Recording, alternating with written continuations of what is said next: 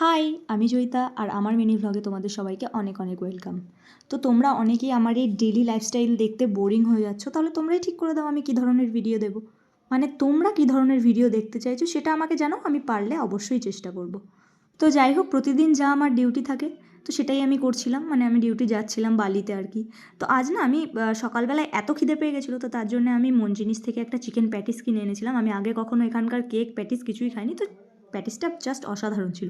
তারপরে এই লাঞ্চ করার পর একটা চকলেট খেয়ে নিই, দেন আমি আবার কাজবাজ কমপ্লিট করে বেরিয়ে যাই বাড়ির জন্যে।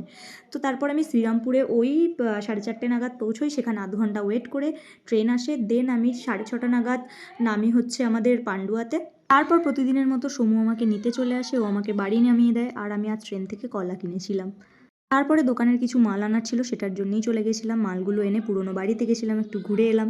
তারপরে আমি বাড়ি এসে আবার একটু ডিমের পোচ আর একটা কলা খেয়ে নিয়েছিলাম। আর এই লাইটটা আমি অর্ডার করেছি, সেটার আনবক্সিং ভিডিও আমি খুব তাড়াতাড়ি শেয়ার করব। আর আজ ছিল আমার একটা বন্ধুর জন্মদিন, তো তার জন্যই কেক ফেক নিয়ে আমরা একদম রেডি সেডি হয়ে চলে গেছিলাম। তারপরে সেখানে জন্মদিনটা আমরা সেলিব্রেট করি। গিফট পাওয়ার পর জাস্ট ওর এক্সপ্রেশনটা অসাধারণ ছিল। আমি ভাবিনি যে ওর এটা পছন্দ হবে, এটা সমু পছন্দ করেছিল। ও ছেলে তো, তাই ছেলেদের জিনিস ও পছন্দ করতে বেশ ভালোই পারে।